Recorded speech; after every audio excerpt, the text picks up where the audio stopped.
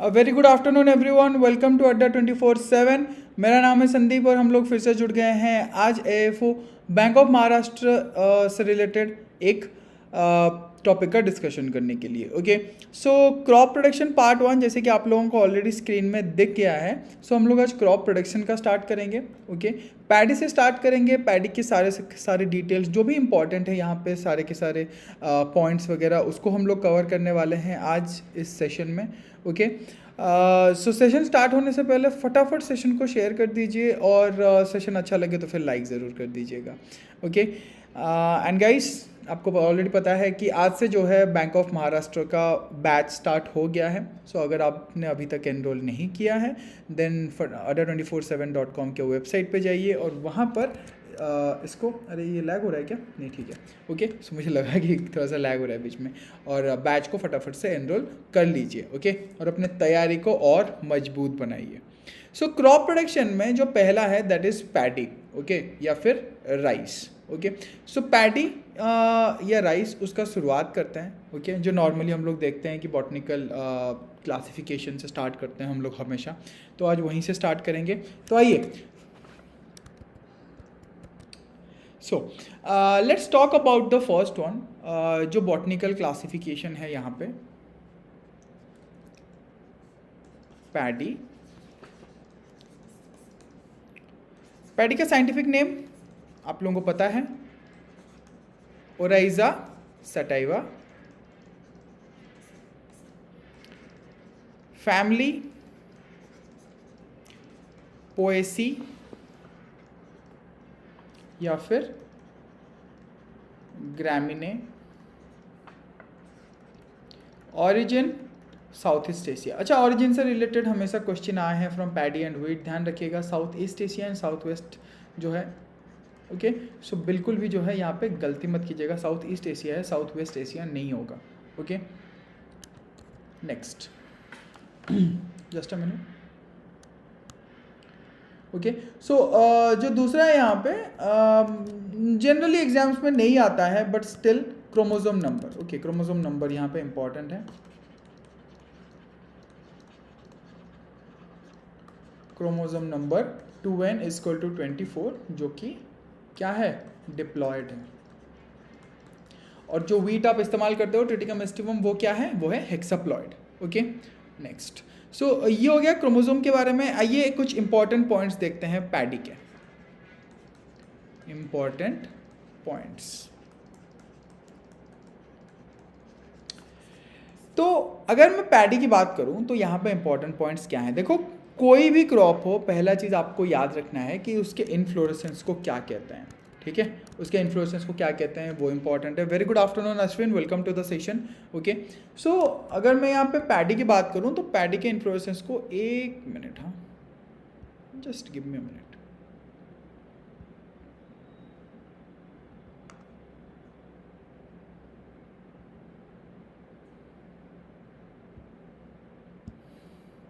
Okay, so जो paddy का inflorescence है उसको कहते हैं पैनिकल। ठीक है,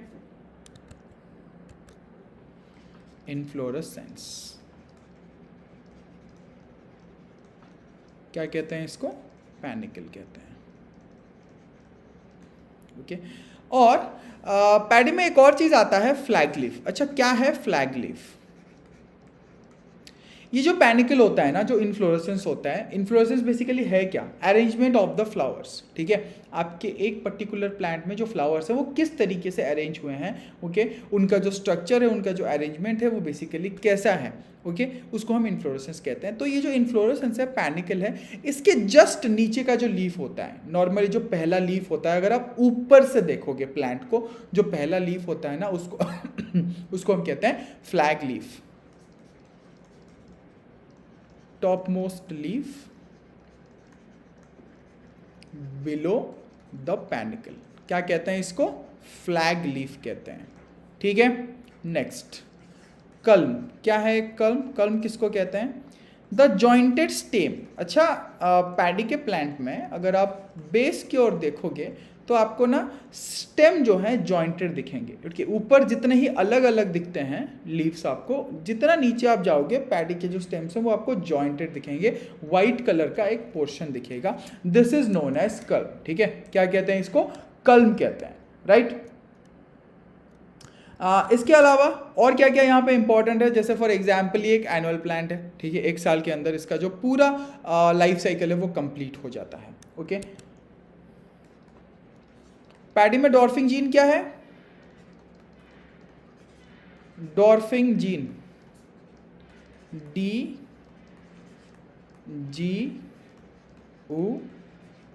जेन, ठीक है। It is a short day plant. It is a short day plant.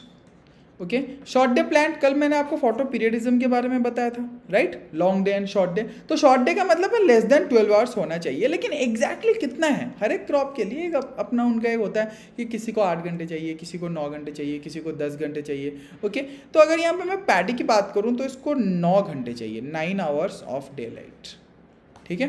कितना चाहिए? 9 hours of day light, clear. इसके बाद अगर हम लोग देखें तो पैडी में कौन सा प्रोटीन है?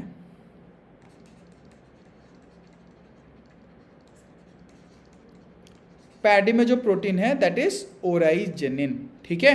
क्या कहते हैं इसको? क्या कहते हैं इसको? ओराइजेनिन कहते हैं, ओके। नेक्स्ट, पैडी का टेस्ट वेट सॉरी, पैडी का टेस्ट वेट कितना है? राइस का टेस्ट वेट है 25 ग्राम। वहीं पे अगर हम लोग बासमती राइस, ये नॉर्मल राइस का है, ठीक है, नॉर्मल राइस का 25 ग्राम का टेस्ट वेट है, लेकिन अगर आप बासमती राइस का टेस्ट वेट देखोगे तो ये है 21 ग्राम, ठीक है। 21 ग्राम जो है यहाँ पे टेस्ट वेट है किस चीज़ का? बासमती राइस का, ठीक है। नेक्स्ट इंपॉर्टेंट चीज़ है यहाँ पे हलिंग परसेंटेज, ठीक है। जो आपका हलिंग परसेंटेज है, मान लो आपने आप पूरा पैडी लेके गए हो मिल में, और जब आप उसको हलिंग कराओगे, मतलब जो बाहर का सीड कोट है ना, जब आप उसको हटाओगे तो वहाँ पर आपको क्या जो मिलेगा, जो पैडी मिलेगा उसका और वो हस्क का रेशियो कितना है, ठीक है। आप अगर 100 kg लेके गए हो, okay, if you are carrying 100 kg of paddy, okay, with husk, rice with husk, right, to the mill, okay, so what you will get around 66% और 2/3 ऑफ द पैडी, ठीक है। हलिंग परसेंटेज कितना होगा फिर? 66% और 2/3 ऑफ पैडी, क्लियर, ठीक है। Next जो चीज़ है यहाँ पे that is origin, okay. Origin कहाँ से है इसका? ओके, कितने स्पीशीज कल्टीवेट किए जाते हैं? 2 स्पीशीज कल्टीवेट किए जाते हैं, आपको पता होगा।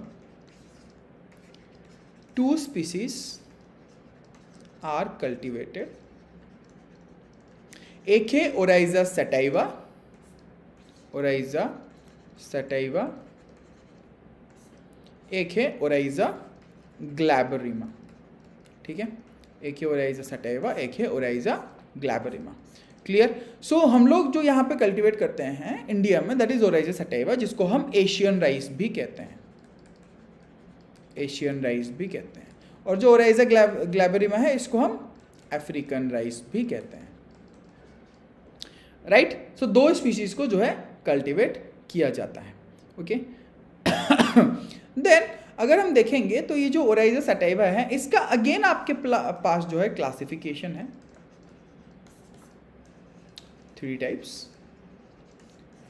एक है जपोनिका, आप लोगों ने देखा होगा कोई भी जापान वगैरह के मूवी में, वहाँ पे ना राइस थोड़े से वो लोग चॉपस्टिक्स में खाते हैं, राइट। सो कैसे खाते हैं? हमारे यहाँ तो राइस इतने खिले खिले से होते हैं, क्या उसको आप चॉपस्टिक से खा पाओगे? नहीं खा पाओगे। क्यों नहीं खा पाओगे? क्योंकि वो ना एकदम से अलग अलग होते हैं और वो गिर जाएंगे। लेकिन जो जापान के राइस है यहाँ पे अगर आप देखोगे तो ये ना थोड़े से स्टिकी होते हैं, स्टिकी होने के कारण इसको आप इजीली चॉपस्टिक से कंज्यूम कर सकते हो, ओके। सो जो जापानी का राइस का जो कैरेक्टरिस्टिक्स होता है वो होता है कि ये राइस जो है स्टिकी होते हैं, ओके जो जापोनिका के राइस होते हैं, यहाँ पे क्या होता है, जापोनिका राइस स्टिकी होता है। No japonica is also a type of oryza sativa, oryza sativa का ही क्लासिफिकेशन है japonica. Okay now sticky rice होते हैं, छोटे होते हैं, वहीं पर आप देखोगे हमारे यहाँ पे क्या लोग ढूंढते हैं लॉन्ग ग्रेन राइस। ठीक है, जितना चावल लंबा हो लोग उतना खुश होते हैं देख के, खाने में उनको उतना ही अच्छा लगता है, right. Next, short and sticky rice. Okay ये हो गया किसका, जापोनिका। दूसरा अगर हम देखें इंडिका, जो हमारे इंडिया में ग्रो किया जाता है, लॉन्ग एंड नॉन स्टिकी। तीसरा है जावानिका। ओके ये ब्रॉड, ओके ब्रॉड ग्रेन्ड है, मोटे होते हैं इसके चावल, क्लियर। इनकी जो चावल की जो चौड़ाई होती है ये ज़्यादा होता है। ओके सो गाइज अगर सेशन अच्छा लग रहा है लाइक, ठीक है लाइक तो कर दो। नेक्स्ट अब हम लोग बात करते हैं क्लाइमेट के बारे में। अच्छा राइस को किस तरह का क्लाइमेट चाहिए, हॉट एंड ह्यूमिड क्लाइमेट चाहिए। ऑब्वियसली खरीफ के सीज़न में इसको ग्रो किया जाता है, नॉर्मली ट्रॉपिकल एरियाज़ में ग्रो किया जाता है ज़्यादातर इसको, ठीक है। तो इसको हॉट एंड ह्यूमिड क्लाइमेट चाहिए, और जो टेम्परेचर है ऑप्टिमम टेम्परेचर कहीं ना कहीं 30 से लेकर 32 डिग्री सेल्सियस के बीच में होता है। Okay climate hot and humid, temperature 30 to 32 degree Celsius. Soil type क्या होगा, क्लेई और ब्लैक सॉइल। और ओके ये क्वेश्चन मैं पहले भी दे चुका हूं आप लोगों को मॉक में। ओके मैंने आप लोगों से पूछा था कि राइस के लिए सबसे बेहतरीन सॉइल कौन सा होता है। ओके एंड जो आंसर था वहां पे वो क्या था, आंसर ब्लैक सॉइल था, ठीक है। नेक्स्ट इसके अलावा और क्या क्या है यहाँ पे, फॉर एग्जाम्पल जब आप पडलिंग करते हो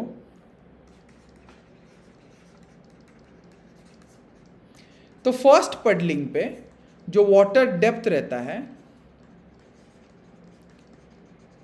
वो रहता है 5 से लेके 10 सेंटीमीटर। सब्सिक्वेंट पडलिंग्स मतलब बाकी के जो पडलिंग्स होते हैं उसमें आप 5 सेंटीमीटर का पानी मेंटेन कर सकते हो, और पैडी फील्ड में हमेशा आपको 5 सेंटीमीटर का पानी मेंटेन करना है, ठीक है। देन कौन सा एमिनो एसिड यहाँ पैडी में बहुत ज्यादा होता है, आपको जो प्रोटीन है oryzenin, it is rich in lysine, ठीक है। जो ओराइजेनिन है इसमें लाइसिन आपको ज़्यादा मिलेगा। ओके नेक्स्ट अब हम लोग आ जाते हैं सीजन्स। 3 सीजन्स हैं, ये भी बता चुका हूं मैं आप लोगों को, ऑस, अमन, बोरो, ठीक है। ऑस, अमन, बोरो। ना अगर मैं ऑस के बारे में बात करूं, it is also known as autumn rice, okay जिसका जो सोइंग टाइम है वो है अप्रैल टू मई, और हार्वेस्टिंग टाइम है सितंबर टू अक्टूबर। ओके अच्छा एक चीज ध्यान रखिएगा हमेशा, ठीक है, ये जो नाम है ना उसको ऑटम राइस कहा जाता है, ऑटम में सोइंग नहीं किया जाता है, ठीक है।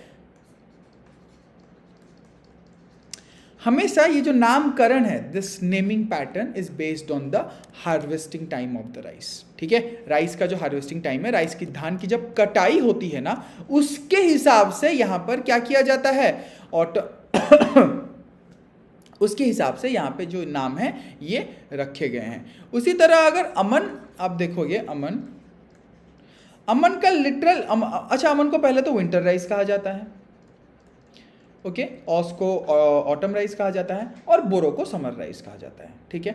अमन विंटर राइस है, ओके एंड विंटर राइस का मतलब है कि हार्वेस्ट होगा विंटर में, ध्यान रखिएगा हार्वेस्ट होगा ये विंटर में, ठीक है। नवंबर दिसंबर के टाइम पे हार्वेस्ट होगा, और जो सोइंग है वो जून से लेके जुलाई के बीच में होता है खरीफ के सीजन में, और हार्वेस्टिंग जैसे जैसे रबी सीजन आते जाता है वैसे वैसे इस राइस की हार्वेस्टिंग की जाती है, ओके। सोइंग जून टू जुलाई, और जो हार्वेस्टिंग है वो होता है नवंबर से लेके दिसंबर के बीच में। वहीं पे जो लास्ट वाला है बोरो, जिसको हम कहते हैं समर राइस,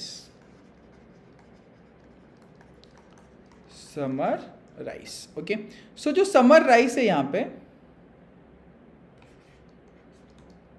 इसकी सोइंग टाइम क्या होगी फिर? इसकी सोइंग टाइम होती है नवंबर से लेके दिसंबर, विंटर के टाइम पे, ठीक है।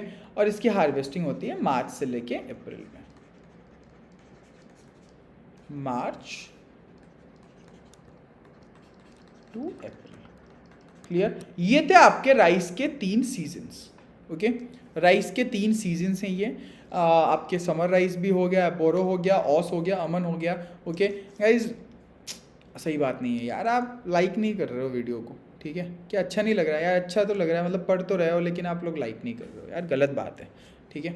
चलो next, booting. Okay, just a minute. Okay, so I think video बीच बीच में कहीं पे थोड़ा सा लैग कर रहा है, क्योंकि नेटवर्क थोड़ा सा इनस्टेबल है, बहुत ज़्यादा नहीं, थोड़ा सा जो है नेटवर्क यहाँ पे इनस्टेबल है। लेट मी जस्ट चेक थोड़ा सा।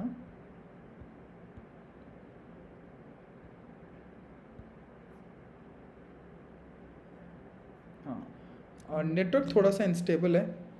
Okay, so I hope so बहुत ज़्यादा यहाँ पे आपको लैग वगैरह नहीं दिख रहा हो। ज़रा कमेंट्स बता दो अगर सब कुछ सही है, कोई दिक्कत नहीं है तो एक बार कमेंट्स में आप लोग बता सकते हो कि नहीं सब कुछ सही है, कोई लैग नहीं है, वीडियो स्टक नहीं हो रहा है, सेशन स्टक नहीं हो रहा है। हो रहा है तो बता दो, नहीं हो रहा है तो ज़रा बता दो कि हो रहा है या नहीं हो रहा है। क्या सेशन स्टक हो रहा है? यस और नो, ये तो बता दो।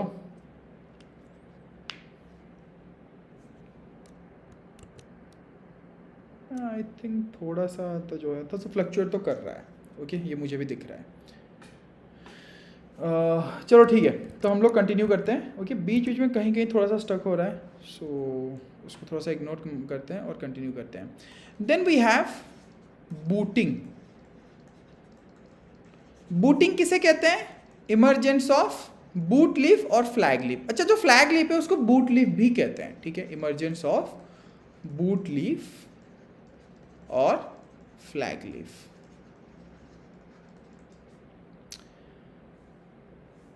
ठीक है, नेक्स्ट। देन बात कर लेते हैं एक बार हम लोग कुछ वेराइटीज के बारे में। ओके, TN1 एक वेराइटी है जिसको हम कहते हैं टाइचुंग नेटिव 1, टाइचुंग नेटिव 1, ठीक है? ये जो TN1 है ये किसके बीच का क्रॉस है? DGU gen cross with Tsai Yung Chung. Okay, ये 2 वेराइटीज हैं जिनको क्रॉस करके हमें क्या मिला है? TN1 है। ऑल ओके है, चलो बढ़िया। ओके, इन दोनों को क्रॉस करके हमें क्या मिला है? TN1 मिला है, राइट? देन कुछ और भी यहाँ पे वेराइटीज, जैसे IR8 हो गया। Okay, IR8 was introduced by IRRI Philippines.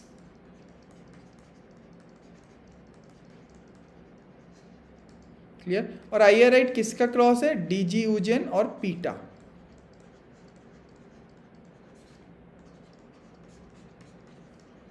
ठीक है, DGU जेन और पीटा के बीच का जो है ये क्रॉस है। अच्छा, DGU जेन का मतलब क्या है?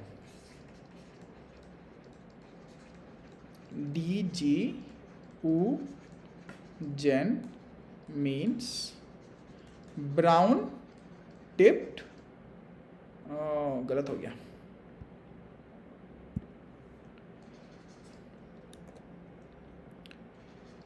Brown tipped short leg. ठीक है, ब्राउन टिप्ड शॉर्ट लेग जो है DGU जेन का लिटरल मीनिंग है यहाँ पे। ओके, नेक्स्ट अगर हम लोग देखें और क्या चीज़ है यहाँ पे, जैसे आप लोगों को पता, आप लोगों ने सुना होगा जया के बारे में। ओके, या फिर ऐसा बोलते हैं miracle rice of India, miracle rice of India, ठीक है। कौन सा है? जया। ओके, एंड जया किसके बीच का क्रॉस है? TN1 and T141। T141 एक इंडियन वेराइटी है और TN1 एक ताइवान वेराइटी है, ठीक है। और किसने डेवलप किया था? Developed by doctor Shastri.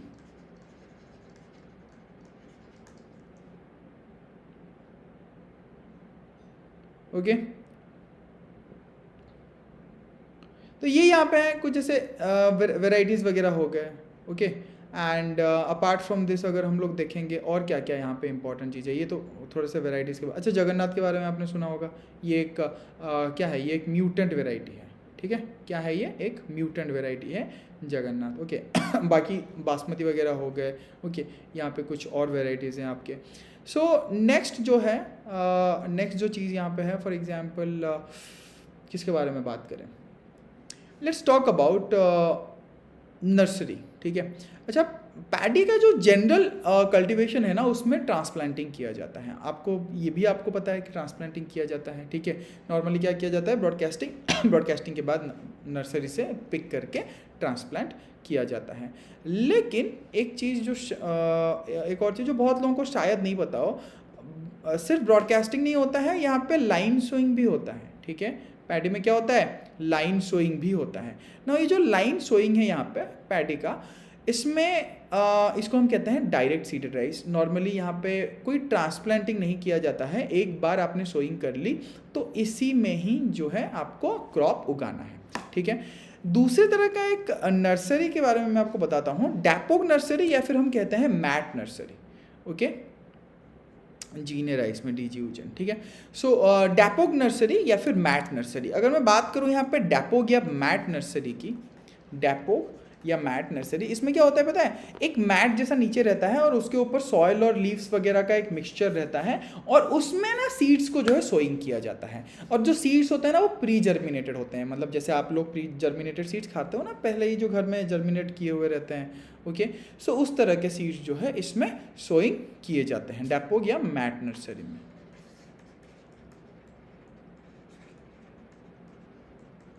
Pre germinated seeds are sown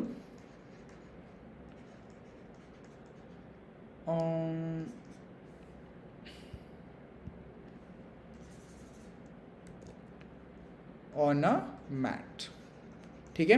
pre germinated seeds जो है एक मैट पे क्या किया जाता है? सोइंग की जाती है। ओके, और ये जो मैट होता है, मैट के ऊपर मिक्सचर होता है सीड्स एंड लीव्स का। ओके, सीड्स एंड लीव्स का मिक्सचर होता है यहाँ पे।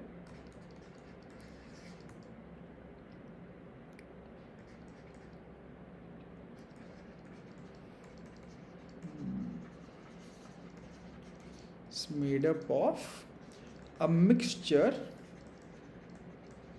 of, अच्छा सीड्स नहीं, सॉइल एंड लीव्स, ठीक है। मैं सीड्स बोल रहा हूँ आप लोगों को, आप लोग कुछ बोल भी नहीं रहे हो।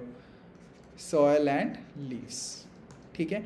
और बाकी नॉर्मली ट्रे, अच्छा सीड ट्रे तो आप लोगों ने देखा होगा, छोटे छोटे जैसे आप लोग घर में आइस वगैरह, आइस क्यूब के ट्रेज होते हैं ना, उसी तरह छोटे छोटे ट्रे, उसी तरह ट्रेज होते हैं। मतलब ट्रेज तो बड़े बड़े होते हैं, उसमें छोटे छोटे जगह होते हैं जहाँ पे सीड्स जो है आप डाल सकते हो। आपने फिलिंग की सॉइल और लीव्स की और उसमें जो है आप सीड्स डाल दिए। और इसमें इंपॉर्टेंट क्या है? Seedlings get ready on 12th day, ठीक है। 12वें दिन में सीड जो है रेडी हो जाते हैं ट्रांसप्लांटिंग के लिए। और अगर आपको कोई रेंज दे रखा हो तो 11 से लेके 14 डेज भी आप लगा सकते हो। Okay, nursery area, nursery area कितना चाहिए आपको? 1 हेक्टेयर मेन फील्ड के लिए आपको 30 मीटर स्क्वायर का नर्सरी एरिया चाहिए। You require 30 metre square of nursery area for 1 hectare of main field. Clear guys? Next दूसरा बात करें, let's talk about the seed rate. Okay, कितना रहता है पैडी में seed rate? Seed rate paddy में कितना रहता है? अच्छा, अलग अलग मेथड के हिसाब से आपके सीड रेट वैरी करते हैं, ठीक है। सबसे पहला जो यूजुअली लोग फॉलो करते हैं वो है ब्रॉडकास्टिंग। ब्रॉडकास्टिंग में आपको चाहिए 100 kg पर हेक्टेयर। फिर आता है ड्रिलिंग या फिर line sowing. Okay, seed drill से यूज़ किया जाता है, जैसे मैंने आपको थोड़ी देर पहले बताया था, जो डायरेक्ट सीडेड राइस होते हैं, 60 kg per hectare. Then डेपोग method अगर आपका आ जाता है यहाँ पे, डेपोग मेथड, इसमें 1.5 से लेके 3 kg पर मीटर स्क्वायर। ठीक है, 1.5 से लेके 3 kg पर मीटर स्क्वायर का क्या है यार, 1.5 से लेके 3 kg मीटर स्क्वायर सीड चाहिए आपको। सीड रेट मतलब हर एक मीटर स्क्वायर के लिए, ठीक है, स्क्वायर मीटर के लिए आपको 1.5 से लेके 3 kg सीड चाहिए। ओके, देन श्री मेथड 5 से 6 kg पर हेक्टेयर। ओके, बहुत ही कम सीड रहता है श्री मेथड में, एंड जो स्पेसिंग रहता है श्री मेथड में वो 25 बाय 25 का रहता है, मतलब स्क्वायर रहता है, और जो कि नॉर्मल ट्रेडिशनल स्पेसिंग से ज़्यादा होता है। ठीक है, आप अगर ट्रेडिशनल ट्रांसप्लांटिंग देखोगे तो 20 बाय 15 सेंटीमीटर पर ट्रांसप्लांटिंग की जाती है, लेकिन जो श्री मेथड है उसमें 25 बाय 25 सेंटीमीटर पे जो है प्लांट्स को उगाया जाता है। तो देख लो यहाँ पे डिस्टेंस ज़्यादा है, number of plants per hectare भी कम है श्री मेथड में, नॉर्मल ट्रेडिशनल मेथड से, लेकिन यील्ड काफ़ी ज़्यादा है। ठीक है, यील्ड काफ़ी ज़्यादा है। क्यों? क्योंकि श्री मेथड जो टेक्निक बताता है कि आपको अगर आप एक प्लांट को ज़्यादा स्पेस दोगे, if you provide more space to the plant with proper organic materials, तो आपके जो प्लांट्स हैं वो बहुत ही अच्छे ग्रो होने वाले हैं। ओके, बहुत ही अच्छे तरीके से ग्रो होने वाले हैं। तो ये बताता है, कौन बताता है? श्री मेथड में बताता है। क्लियर? ओके, सो अब स्पेसिंग की बात कर ही रहे हैं तो स्पेसिंग भी देख लेते हैं।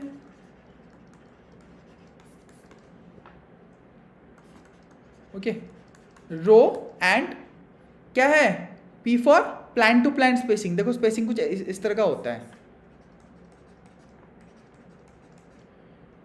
रो to row spacing, plant to plant spacing. ठीक है, इस तरह का जो है हम लोग देखते हैं। सो अगर मैं पहला जो नॉर्मल ट्रेडिशनल ट्रांसप्लांटिंग है उसमें 20 बाय 10 सेंटीमीटर का होता है। हाइब्रिड्स की बात करूं तो 20 बाय 15 सेंटीमीटर का होता है। हाइब्रिड में थोड़ा सा जो है ज़्यादा लगता है। और अगर मैं श्री मेथड के बारे में बात करूं तो 25 बाय 25 सेंटीमीटर का होता है।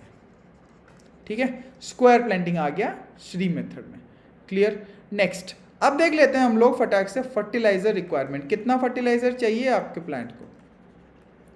फर्टिलाइजर्स रिक्वायरमेंट एनपीके की अगर मैं बात करूं, और मैंने ये क्वेश्चन जो है पूछा भी था, तो आप लोगों ने 120 लगाया था, मुझे याद है बहुत लोगों ने। 160 kg पर हेक्टेयर। 1 हेक्टेयर में आपको चाहिए 100 kg नाइट्रोजन, 60 kg फॉस्फोरस और 60 kg पोटेशियम। ध्यान रखिएगा इस बात का। ओके, बिल्कुल भी एग्जाम में गलत मत कीजिएगा, बहुत ही सिंपल क्वेश्चन है। जैसे हम लोग मॉक करते हैं, आप लोग गलत कर लेते हो, वो करने की जरूरत नहीं है। ठीक है, then most used nitrogenous fertiliser बता दो फटाफट। Most use, best suited. ठीक है, मोस्ट यूज और बेस्ट सूटेड बताओ, मोस्ट यूज्ड कौन सा है और बेस्ट सूटेड कौन सा है? Most use nitrogenous fertiliser paddy में कौन सा है और बेस्ट सूटेड कौन सा है? बार बार मैंने बताया है इस चीज़ को, मॉक में बताया है, सेशंस में बताया है। ठीक है, अब आप लोग भी मुझे फटाफट बता दो कौन सा होगा, सही आंसर बता दो। मोस्ट यूज्ड एन फर्टिलाइजर और best suited N fertiliser,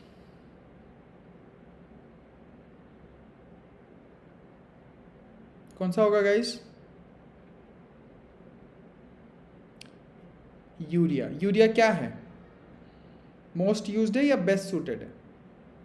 best suited है या मोस्ट यूज्ड है?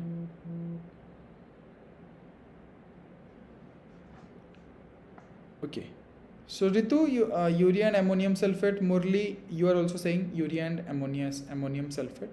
Okay, बाकी सब है भाई, कुछ नहीं करना है, कुछ तो बोल लो क्लास में, बस शो चल रहा है, देख रहे हो हैं? चलो ठीक है, आगे बढ़ते हैं हम लोग।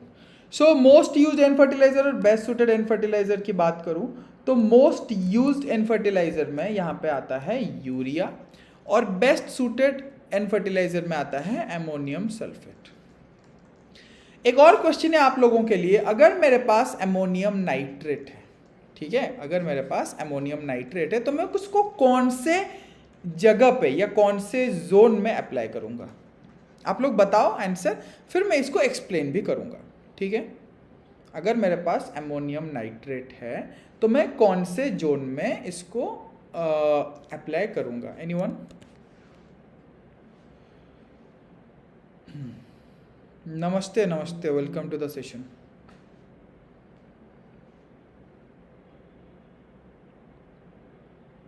Most used urea, suitable ammonium sulphate, right. तो मुझे आप लोग ये बता दो कि मेरे पास अगर एमोनियम नाइट्रेट है तो मैं कौन से जोन में इसको यूज़ करूँगा? एमोनियम नाइट्रेट को मैं कौन से जोन में यूज़ करूँगा? रूट जोन में, रिड्यूस जोन में,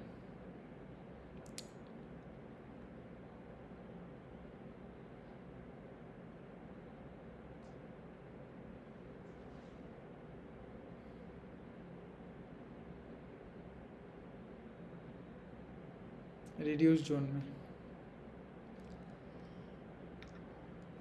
पहली बात, एमोनियम नाइट्रेट में नाइट्रेट है, एमोनियम है। आप नाइट्रेट को यूज़ कर आपको कहाँ नाइट्रेट यूज़ करना चाहिए? आपको नाइट्रेट यूज़ करना चाहिए ऑक्सीडाइज लेयर में, आपको एमोनियम यूज़ करना चाहिए रिड्यूस लेयर में, ठीक है। तो इसका मतलब आपको इसको यूज़ करना ही नहीं चाहिए, ठीक है। नाइट्रेट फर्टिलाइजर को आपको जो है कहाँ यूज़ करना चाहिए? ऑक्सीडाइज्ड जोन में। एमोनियम को कहाँ यूज करना चाहिए? एमोनिकल फर्टिलाइजर को रिड्यूस्ड जोन में, ठीक है। गलत मत कीजिएगा, एमोनियम नाइट्रेट को आप कैसे यूज करोगे यार? ना आप ऑक्सीडाइज्ड जोन में यूज कर पाओगे, ना आप रिड्यूस्ड जोन में यूज कर पाओगे, बड़ा दिक्कत है, ठीक है। तो एमोनियम सल्फेट आप यूज कर सकते हो कहाँ पे? रिड्यूस्ड जोन में, ठीक है। आप अमोनिया, और अगर आपके पास किसी भी तरह का नाइट्रेट फर्टिलाइजर है जिसमें अमोनिया नहीं है, ठीक है, तो आप उसको क्या कर सकते हो? ऑक्सीडाइज्ड लेयर में यूज कर सकते हो, okay. You can use any kind of ammonium fertiliser, you can use any kind of nitrate fertiliser in oxidised zone, and you can use any kind of ammonium fertiliser या ammoniacal fertiliser in the reduced zone. अब हम लोग देखते हैं कि क्या है ये ऑक्सीडाइज्ड जोन और रिड्यूस्ड जोन। देखो, हमें पता है कि जो पैडी का फील्ड है वो हमेशा पानी से भरा रहता है, okay. It is always filled with water, the paddy field. Now just below the water till a depth of 1 to 10 mm, okay, what you get is oxidized zone, okay. That means just the surface of the soil, okay. soil का जो surface होता है पानी के just नीचे आपको मिलेगा oxidized zone, ठीक है। कितना डेप्थ होगा इसका? 1 से लेकर 10 mm का डेप्थ होगा ऑक्सीडाइज जोन का, ठीक है। और ये ऑक्सीडाइज जोन के नीचे जो जोन आपको मिलेगा उसे हम कहते हैं रिड्यूस्ड जोन या फिर रिड्यूस्ड लेयर, जहाँ पे रिड्यूस्ड जोन में आपको ऑक्सीजन नहीं मिलता है, इसलिए इसको एनारोबिक जोन भी कहते हैं। ऑक्सीडाइज जोन में आपको ऑक्सीजन मिलता है, इसलिए इसको एरोबिक जोन भी कहते हैं, ठीक है।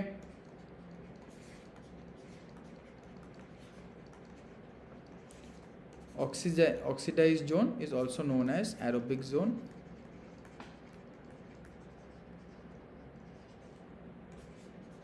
(1 to 10 mm depth).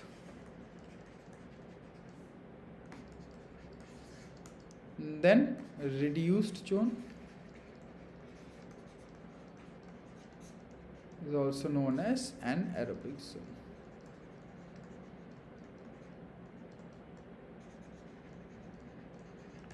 ठीक है। रिड्यूस जोन क्या है? एनारोबिक जोन है, जहां पे oxygen is absent. Clear? Practically zone क्या है? प्रैक्टिकली कोई जोन, देखो नॉर्मली जब भी आप कोई भी फर्टिलाइजर अप्लाई करते हो, ठीक है, फर्टिलाइजर के बाद फार्मर्स कोई भी क्रॉप में क्या करते हैं? प्लाविंग करते हैं, ठीक है। तो अगर आपको प्लाविंग करना ही है, ओके, प्लाविंग करोगे तो नीचे जाएगा, तो नीचे जाएगा, इसका मतलब आपको हमेशा एमोनिकल फर्टिलाइजर ही यूज़ करना चाहिए पैडी में, ठीक है। नाइट्रेट आप तभी यूज़ करोगे जब आपको प्लाविंग नहीं करना है, ठीक है, जब आपको प्लाविंग नहीं करना है, when you are not going for ploughing after the application of the fertiliser, then you can use nitrate fertiliser. But generally what do farmers do? They go for plowing, okay, after the fertilizer. Okay, so plowing किया क्यों जाता है? To mix the fertilizer in the soil, okay, so that it will reach the depths of the soil, it will reach the root zone. Okay, अब leaves तो नहीं लेगा ना nutrients, leaves will not absorb the nutrients, the roots will absorb the nutrients, right? So the main objective is to mix the soil. Okay, tillage or plowing itself means mixing of the soil or disturbing the soil or turning the soil. Okay, so here also the soil is turned in order to mix the soil and fertilizer.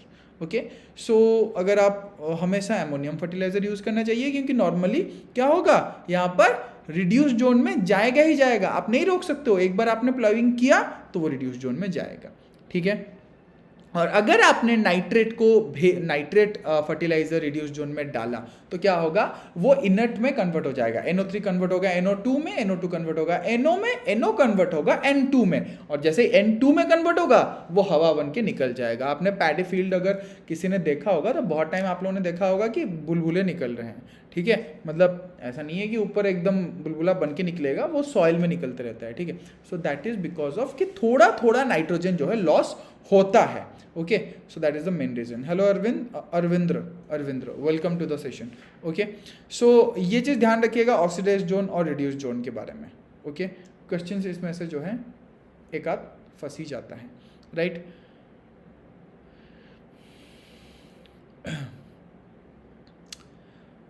Hi Shubh, welcome to the session. Okay, अब वापस आते हैं हम लोग और बात करते हैं जो नेक्स्ट चीज़ है डेफिशिएंसीज के बारे में. ओके, कौन कौन से डेफिशिएंसीज आपको देखने के लिए मिलते हैं, ठीक है, पैडी वगैरह में. ओके, कौन से डेफिशिएंसीज नॉर्मली आपको पता होगा थायराइड डेफिशिएंसी के बारे में. ठीक है, ये तो मतलब बहुत ही प्रोमिनेंट है, राइट. सो ये जो थायराइड डेफिशिएंसी ये होता किस लिए है, ये होता है जिंक डेफिशिएंसी की वजह से. ठीक है, किस लिए होता है thyroid deficiency, thyroid disease zinc deficiency के वजह से होता है. ओके, चलिए बात करते हैं इसके बारे में.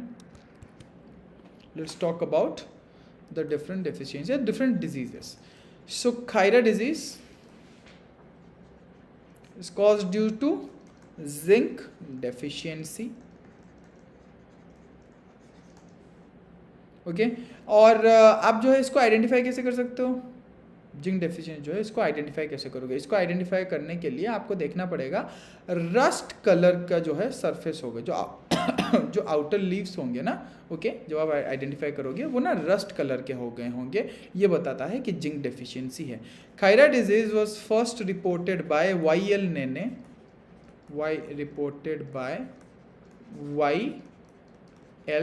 नेने in 1966 at Pantnagar, Uttarakhand.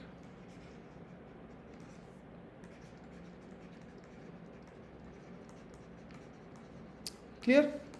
Okay, अब एक बार ये हो गया तो आप क्या करोगे, एक बार अगर हो गया जिंक डेफिशिएंसी, आपको दिख गया कि जिंक डेफिशिएंसी हो गया है, ठीक है, तो आप क्या कर सकते हो, 0.5% ZnSO4 जो है स्प्रे कर सकते हो इसके मैनेजमेंट के लिए.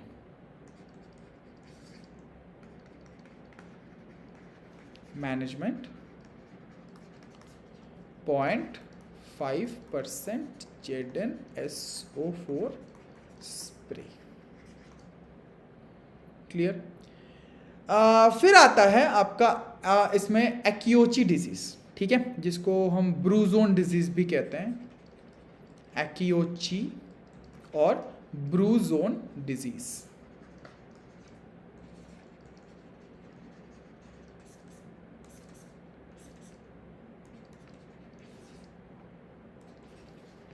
Due to H2S toxicity.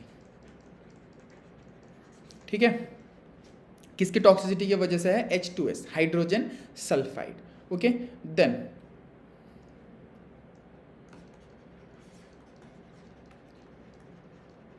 Browning of rice. किसके वजह से होता है browning of rice, iron toxicity की वजह से. इसमें एक चीज याद रखना है, टॉलरेंट वेराइटी मतलब आयरन टॉक्सिसिटी नहीं होता है। ओके, टॉलरेंट वेराइटी का नाम क्या है? फाल्गुना। ओके, कलर से रेड होता है, एकदम शुभ, आपने एकदम सही बोला है, जो जिंक डेफिशिएंसी हो जाता है जिसकी वजह से, ओके, सो वो रस्ट कलर्ड हो जाता है। ओके, अच्छा ये बताओ अगर आयरन टॉक्सिसिटी हुआ तो, अच्छा शुभ देखो, देखो आयरन टॉक्सिसिटी और जिंक डेफिशिएंसी में आपको ना थोड़ा सा डिफरेंस क्रिएट करना पड़ेगा। कैसे पता करोगे आपकी अगर आयरन टॉक्सिसिटी है तो क्या होगा? रेड होता है, रेड नॉट रेड अपीयरेंस नहीं, अगर मैं जिंक डेफिशिएंसी के बारे में बात करूं तो रस्ट अपीयरेंस होता है, रेड नहीं, ठीक है। लेकिन आयरन टॉक्सिसिटी में क्या करोगे? रेड अपीयरेंस होगा। आप क्या बता रहे हो कि रेड होता है आयरन टॉक्सिसिटी में या आयरन डेफिशिएंसी में, किस में?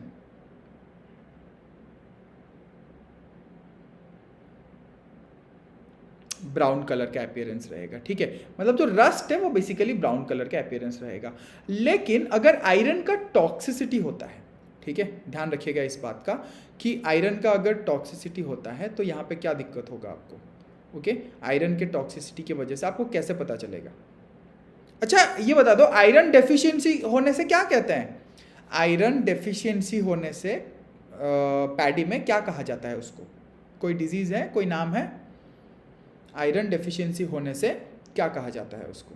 What is iron deficiency in paddy called? Or which disease is caused due to the iron deficiency in paddy? Anyone? Iron deficiency की वजह से कौन सा डिजीज होता है? कम ऑन गाइस, बताओ, आप ही लोग बताओ, आयरन डेफिशिएंसी की वजह से कौन सा डिजीज यहां पे देखने को मिलता है? Anyone, any answer?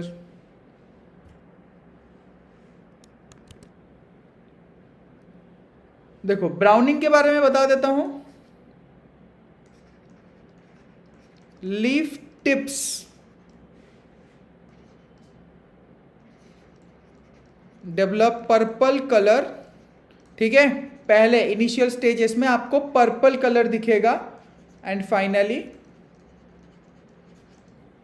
स्कॉर्ची अपीयरेंस, जला हुआ दिखेगा, ठीक है। तो ये बताओ आयरन डेफिशिएंसी की वजह से क्या होता है? जिंक डेफिशिएंसी नर्सरी स्टेज में आती है, एकदम सही है, ठीक है, जिंक डेफिशिएंसी हमें नर्सरी स्टेज में ही देखने को मिलता है। ओके, अच्छा तो ये मैं बता देता हूं, अगर आपके क्रॉप में, अगर पैडी में आपको आयरन डेफिशिएंसी देखने को मिले, आयरन डेफिशिएंसी देखने को मिले तो क्या करेंगे हम? ठीक है, अगर आयरन डेफिशिएंसी देखने को मिले तो पहली बात तो क्या कहा जाता है इसको? व्हाइट आई डिजीज, ठीक है, जिसमें फेरस सल्फेट का एप्लीकेशन किया जाता है। ओके, सो ये हो गया। इसके बाद ब्राउनिंग वगैरह हो गया। Then we have the water management stage, ठीक है। तो वाटर मैनेजमेंट के critical irrigation stage, water management के केस में, ओके, कौन सा क्रिटिकल इरिगेशन स्टेज है? Critical irrigation stage, booting stage, ठीक है। बूटिंग स्टेज को कहा जाता है क्रिटिकल इरिगेशन स्टेज। ध्यान रखिएगा, बूटिंग का मतलब मैंने अभी थोड़ी देर पहले बताया था। ओके, जो फ्लैग लीफ है या फिर जो बूट लीफ है, ओके, उसका जो इमर्जेंस होता है उसको हम कहते हैं बूटिंग, ठीक है। नेक्स्ट एक टर्म आता है ब्यूसनिंग। ये कुछ नहीं है, दिस इज क्रॉस प्लाविंग, मतलब इधर से उधर आपको प्लाविंग करनी है in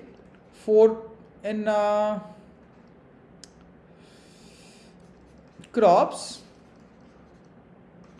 after 4 to 6 weeks of sowing. Sowing के 4 से 6 हफ्ते बाद, okay, after 4 to 6 weeks of sowing what you have to do is you have to cross plough. आपको इधर से उधर जो है हल चलाना है या प्लाविंग करनी है। ओके, क्यों किया जाता है? किया इसलिए जाता है वीड्स मर जाएं, ओके, और सॉइल में एरेशन अच्छा हो जाए। Okay, so the main purpose is to kill the weeds,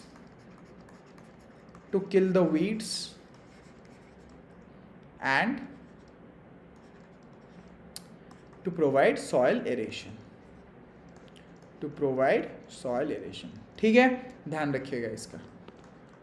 okay, ये हो गया ब्यूसनिंग। ओके, नेक्स्ट इसमें और क्या रहता है, मैंने आपको डपो के बारे में बता दिया। ओके, देन श्री, अच्छा श्री के बारे में थोड़ा सा और बता देता हूँ। System of rice intensification developed in Madagascar. मैंने आई थिंक एक मॉक में एक क्वेश्चन भी दिया था इससे रिलेटेड, और बहुत लोग गलत भी किए थे। ओके, सो श्री में क्या होता है बेसिकली, यहाँ पर देखिए किसी ने कहा था कि सर बेसिकली थोड़ा सा कम यूज़ करिए, ठीक है, हम कम यूज़ करेंगे बेसिकली। ओके, सो श्री में होता क्या है कि जो क्रॉप रहता है ना, आपको उसको कल्टीवेट करना है थोड़ा सा ज़्यादा स्पेस देके और एकदम ऑर्गेनिक वे में। ओके, एकदम ऑर्गेनिक वे में कल्टीवेट करना है, जिससे जो प्रोडक्टिविटी है वो ज़्यादा हो जाएगा। ओके, यही जो है मेन प्रिंसिपल है किस चीज़ का, श्री मेथड ऑफ कल्टीवेशन का। ओके, इससे जो आपका इंक्रीज होता है ना यील्ड का, वो 20 से लेके 100% का जो है इंक्रीज होता है। Yield increases by 20 to 100%। अच्छा, 20 to 100% किसके कंपैरिजन में, ट्रेडिशनल ट्रांसप्लांटिंग मेथड के कंपैरिजन में। ठीक है, वाटर का यूज़ यहाँ पे कम है, ऑर्गेनिक मटेरियल्स के यूज़ ज़्यादा है, ऑर्गेनिक आपके जो मैन्योर्स हैं उसका यूज़ यहाँ पे ज़्यादा है। सीड रेट भी आपका यहाँ पे काफ़ी कम है, कहाँ पे 100 kg पर हेक्टर, कहाँ पे 5 से 6 kg पर हेक्टर, देख रहे हो कितना कम है। ठीक है, देन वाटर सेविंग भी होता है यहाँ पे। वाटर सेविंग जो होता है वो होता है अराउंड 50%। Water saving 50%। ठीक है, इसके बाद जो आपका एवरेज यील्ड है कितना होना चाहिए, वो श्री में लगभग 6 से 7 टन जो है पर हेक्टेयर होता है। ओके, और आपका जो नॉर्मल ट्रेडिशनल यील्ड है, ठीक है, उसमें 2 से 3 टन पर हेक्टेयर होता है। ओके, एंड देन श्री जो है ना वो छोटे छोटे लैंड होल्डर्स के लिए बेटर है, क्योंकि जो बड़े बड़े लैंड होल्डर्स हैं वो हमेशा चाहेंगे कि हम लोग जल्दी जल्दी निपटा लें काम को, और जो नॉर्मल प्रोसेस है उसी में निपटा लें। ठीक है, श्री के लिए आपको थोड़ी सी ज़्यादा जो है मेहनत भी करनी पड़ेगी। ठीक है, सीड रेट मैंने आपको बता दिया 5 से 6 kg पर हेक्टर, एंड जो नर्सरी एरिया है, नर्सरी एरिया वो है 100 मीटर स्क्वायर। ओके, ट्रांसप्लांटिंग इसमें भी किया जाता है, जैसे नॉर्मल ट्रांसप्लांटिंग किया जाता है, इसमें भी ट्रांसप्लांटिंग किया जाता है। ओके, अब आ जाते हैं हम लोग लास्ट प्रोसेसिंग में। मिलिंग का मैंने आपको बता दिया था, हलिंग स्टेज में 66% इसका हलिंग स्टेज है। ठीक है, तो मिलिंग के प्रोसेस में ना क्या होता है कि विटामिन बी का जो लेयर होता है, जो एल्यूरोन लेयर होता है, वो हट जाता है। ठीक है, जिससे विटामिन बी की डेफिशिएंसी क्रिएट होती है, which can lead to क्या चीज, बेरी। ठीक है, अगर इंसान में विटामिन B1 की डेफिशिएंसी होती है तो वो बेरी क्रिएट करता है। अच्छा, मैं आपको एक चीज़ बताता हूँ, हमेशा आप लोग बुक में देखते होगे कि ये पैडी में एल्यूरोन लेयर हट गया, विटामिन बी का डेफिशिएंसी हो गया और इससे बेरी हो जाएगा। तो इसका मतलब जितने लोग व्हाइट राइस खा रहे हो सबको बेरी हो जाना चाहिए, इजंट इट? सो ध्यान दीजिए, जो कुछ सेंटेंस का फॉर्मेशन है नॉर्म जनरल इंग्लिश है। ठीक है, देखिए, अगर इसके वजह से विटामिन बी का डेफिशिएंसी, B1 का डेफिशिएंसी इंसान में देखने को मिलता है, okay, if it is seen in human beings then only the person will develop बेरी। ओके, ऐसा नहीं है कि आप व्हाइट राइस खा रहे हो तो आप बेरी हो जाएगा आपको। अरे आप कहीं और से विटामिन नहीं ले रहे हो क्या? ओके, दूसरे सोर्स से भी ले रहे हो vitamin B, isn't it? So basically sentence का फॉर्मेशन आपको कैसे करना है। ओके, लेकिन आपका एग्जाम में भी यही आएगा कि विटामिन बी का डेफिशिएंसी हो जाएगा पैडी में, तो हम क्या कहेंगे उसको? ठीक है, उसको बेरी कहेंगे और क्या ही कहेंगे। ठीक है, next, polishing, removal of fine bran layer in milled rice। तो पहले जो मिलिंग हुआ था, जो पहले नॉर्मली जो पहला स्टेज है कि एल्यूरोन लेयर वगैरह हट गया था, उसके बाद भी थोड़ा बहुत ब्रांड लेयर जो है यहाँ पे लगा हुआ रहता है, जिसको हम लगा हुआ रहता है, जिसको फिर बाद में पॉलिशिंग करके हटाया जाता है। ओके, देन पारबॉइलिंग के बारे में आपको पता होगा, Bihar, UP, West Bengal, Jharkhand, Chhattisgarh, parts of MP, ठीक है, मिलता है पारबॉइल्ड राइस, जिसको हम उसना चावल या भूजा हुआ चावल कहते हैं। ठीक है,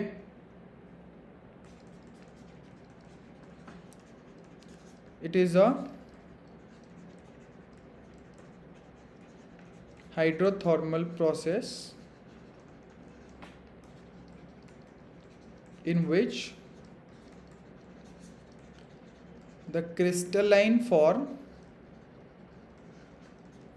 of starch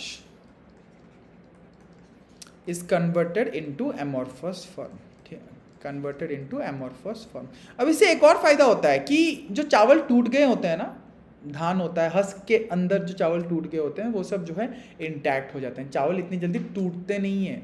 अरवा चावल या फिर जो नॉर्मल चावल है ना आपका वाइट राइस, वो बहुत जल्दी टूट जाएगा, लेकिन ध्यान रखिएगा इस बात का कि उसना चावल या फिर जो पारबॉइल्ड राइस है वो बहुत जल्दी नहीं टूटने वाला है यहाँ पे। Okay, converted into amorphous form. Clear? Okay, उसके बाद आपके जनरल हैं, जैसे अगर मैं पूछूं आपसे कि पैडी के फील्ड में से कौन सा जो येलो कलर का होता है पारबॉइलिंग बोलते हैं ना, येलो कलर के भी हो सकता है, वाइट कलर के भी होते हैं, ऐसा नहीं है कि पारबॉइल्ड राइस सिर्फ येलो कलर के होते हैं, लेकिन हाँ, जो येलो कलर के राइस आप देखते होंगे वो पारबॉइल्ड राइस ही है।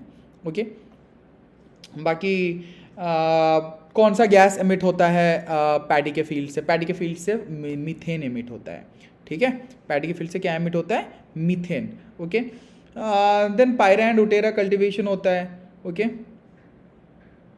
जो डायबिटीज़ के लिए डॉक्टर बोलते हैं। ब्राउन राइस की बात आप कर रहे हो, ब्राउन राइस, ठीक है, ब्राउन राइस में कुछ नहीं किया जाता है, कोई मिलिंग विलिंग कुछ नहीं किया जाता है, मतलब बहुत बहुत कम किया जाता है। ठीक है, paira and utera cultivation are associated with paddy crop. देखो आप ना, जब आप मान लो जब आप वाइट राइस खाते हो ना, वाइट राइस के साथ और भी चीज़ें खाते हो, ऐसा नहीं है कि वाइट राइस खाने से एकदम आपका जीआई जो है क्या बोलते हैं, आपकी तबीयत ख़राब हो जाएगी, जो शुगर है आपका बहुत बढ़ जाएगा। ठीक है, बहुत सारे कंडीशंस हैं उसके।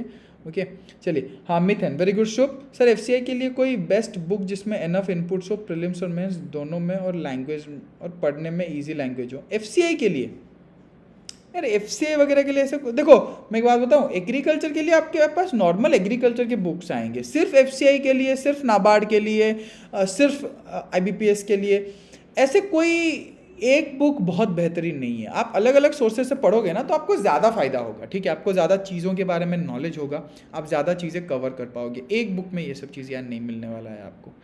ठीक है, so guys, this was it for today's session. Paddy के बारे में हम लोगों ने पढ़ा, about crop production of paddy. Okay, and शाम को फिर से हम लोग करेंगे 10 MCQ सेशन, ध्यान रखिएगा इसका, जुड़ना मत भूलिएगा शाम के सेशन में। ओके, एंड जो बैच है वो ऑलरेडी लाइव हो चुका है, मतलब वो स्टार्ट हो गया है ऑलरेडी, आज ही स्टार्ट हुआ। पहला क्लास 1 PM पे था, history and basics of agriculture का। ओके, दूसरा क्लास शाम के 5 बजे है। अगर आप मिस नहीं करना चाहते हो और डिटेल में पढ़ना चाहते हो, ठीक है, मतलब सारे के सारे पॉइंट्स, देखो यहाँ पे 1 घंटा मिलता है, वहाँ पे 2 घंटे मिलते हैं, यहाँ पे दिन का 1 घंटा हमें मिला। एक्चुअली हमें 1 घंटा नहीं मिलना है, हमें हमारा क्लास 4 या 4:10-15 तक है, हम लोगों ने 4:30 बजे तक खींच दिया क्लास को। ठीक है, तो अगर आपको और डिटेल में तैयारी करनी है तो आप जा सकते हो adda247.com के वेबसाइट पे, वहाँ पे बैंक ऑफ महाराष्ट्र सर्च कर सकते हो, या फिर नीचे से मैं जैसे स्क्रॉल करके यहाँ पे आ रहा हूँ, स्क्रॉल करके आप आ सकते हो बैंक ऑफ महाराष्ट्र में, यहाँ पर आपको बैच दिख जाएगा bank of Maharashtra agriculture field officer. 120 hours का लाइव क्लास है। स्टडी प्लान मैंने कल दे दिया है और यहाँ पर भी अपलोड हो जाएगा। स्टार्ट डेट आज हो गया है। 2 क्लासेस होंगे, 1 से 3 बजे तक एक क्लास है, 5 से लेकर 7 बजे तक शाम को एक क्लास है, मतलब अभी 5 बजे दूसरा क्लास है। ठीक है, अब यू ऑफर्स में जा सकते हो, अपना ईमेल आईडी जो है यहाँ पे टाइप कर सकते हो आप, एंड कोड लगाना है Y291 कोड आप जैसे ही लगाओगे यहाँ पर आपको जो है दिख जाएगा। 1379 का ये कोर्स है। ओके, तो फटाफट एनरोल कर लीजिए और जुड़ जाइए हमारे साथ तैयारी और बेहतरीन करने के लिए। Okay, so till then take care, मिलेंगे हम लोग शाम के सेशन में। Okay, till then take care, goodbye and stay safe.